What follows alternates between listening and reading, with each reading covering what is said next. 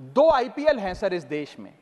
एक आईपीएल है जिसमें गेंद और बल्ले का खेल होता है, जिसे कहते हैं इंडियन प्रीमियर लीग, और दूसरा आईपीएल है जिसमें युवाओं के भविष्य के साथ खेल होता है, जो है एक दूसरी शिक्षा व्यवस्था है सर, जिस शिक्षा व्यवस्था में परीक्षा शिक्षा माफिया जन्म लेता है, जिसके तहत आज लाखों बच्चों का भविष्य अंधकार की कागार पे खड़ा है।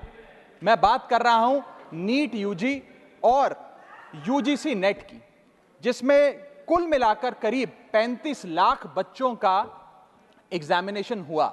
हमने देखा, देश भर में देखा कि कैसे उस एग्जामिनेशन को पेपर लीक हुए, क्या उसमें माफियाओं का राज रहा और कैसे इन 35 लाख बच्चों का भविष्य आज अंधकार की कागार पे खड़ा हुआ है।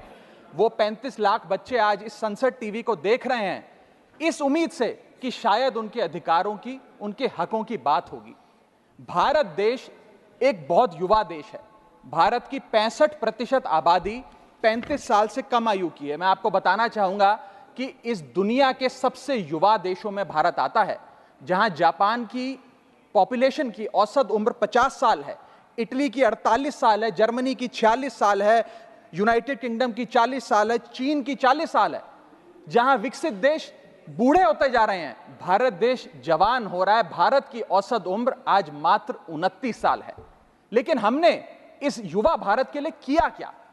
मैं आपको बताना चाहूंगा कि भारत में दुनिया की सेकेंड हाईएस्ट स्टूडेंट पॉपुलेशन है। अगर आप प्राइमरी, सेकेंडरी और हायर एजुकेशन को जोड़ लें तो कुल मिलाकर 31 करोड़ आबादी भारत देश की स्टूडेंट्स कहलाती है, यानी कि पढ़ाई लिखाई का काम करते हैं।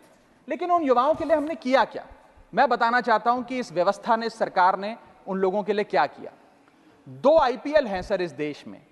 एक आईपीएल है जिसमें गेंद और बल्ले का खेल होता है, जिसे कहते हैं इंडियन प्रीमियर लीग, और दूसरा आईपीएल है जिसमें युवाओं के भविष्य के साथ खेल होता है, जो है इंडियन पेपर लीग। और आज मैं उसकी पूरी सूची लाया हूं कि कैसे युवाओं के भविष्य को सिक्योर करना तो छोड़िए, उसे बर्बाद करने का काम किया गया। और उस सूची में मैं नाम पढ़ के आपका ध्यान आकर्षित करना चाहूंगा कि क्या क्या हमने अपने देश के युवाओं को दिया है। पहला, व्यापम स्कैम। दूसरा, यूजीसी नेट पेपर लीक। तीसरा, Telangana secondary school certificate examination Hindi paper leak.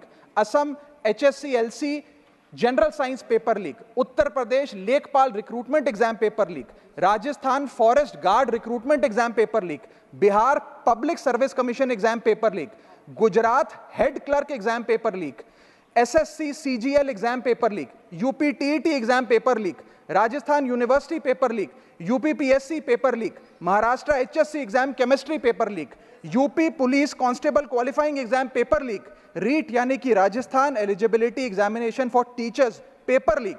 Haryana police constable exam paper leak.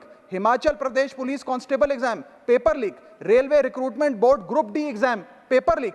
Orissa teacher eligibility test paper leak. Assam police recruitment exam paper leak.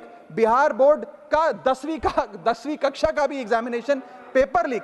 Telangana SSC exam paper leak. Karnataka SSC-LC exam paper leak. Delhi university law entrance exam paper leak.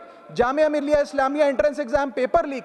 UP board exam mathematics और bio का paper leak. Rajasthan teacher recruitment exam paper leak. और इस साल का NEET का 2024 का paper leak. माननीय राघव चड्ढा जी, ये ऑथेंटिकेट करके आप यहाँ मैं दूंगा सर, सारे रिपोर्ट दूंगा। Thank you sir. आज हम अपने देश के युवाओं को एक अच्छी शिक्षा व्यवस्था नहीं दे पाए, नौकरियां नहीं दे पाए, बेरोजगारी चरम पर है, ऑर्गेनाइज सेक्टर की बेरोजगारी चरम पर है, और अनऑर्गेनाइज सेक्टर की तो आंकड़ों की क्या बात करी जाए। सर मैं इन स्टूडेंट्स की पीड़ा इसलिए भी समझता हूं क्योंकि मैं खुद स्टूडेंट रहा हूं।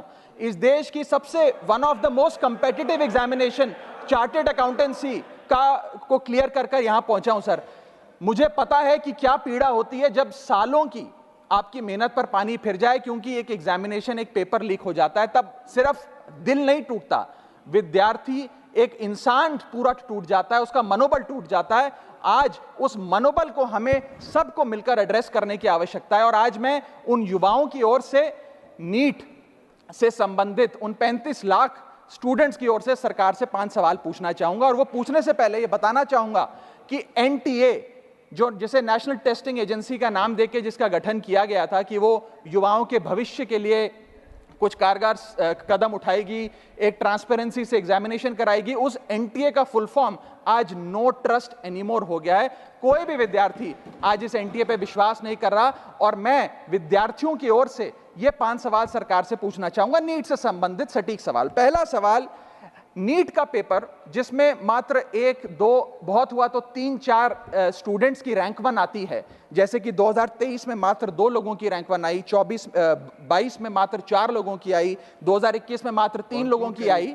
जब इतने कम स्टूडेंट्स की रैंक 1 आती है, तो इस साल 2024 के नीट के पेपर में कैसे 67 बच्चों की रैंक 1 आ गई, जबकि फैकल्टी और टीचर्स ये मानते हैं कि बहुत मुश्किल पेपर था। सर मेरी पार्टी का समय बचा हुआ है सर, प्लीज मेरे को 2-3 मिनट दे दीजिए। नहीं सर, 4 मिनट 5 मिनट भी नहीं हुए सर, वक्त दे दीजिए please. Conclude with in sir, 1 minute conclude, otherwise I will move.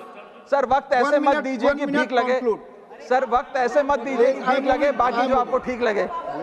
Sir मेरा दूसरा सवाल, कैसे मैथमेटिकली इम्पॉसिबल नंबर स्टूडेंट्स के आते हैं? इस एग्जाम में या तो 720 नंबर आएंगे जिसके सारे जवाब सही हैं, और अगर एक भी गलत हो गया तो आप 715 नंबरों पे आ जाएंगे।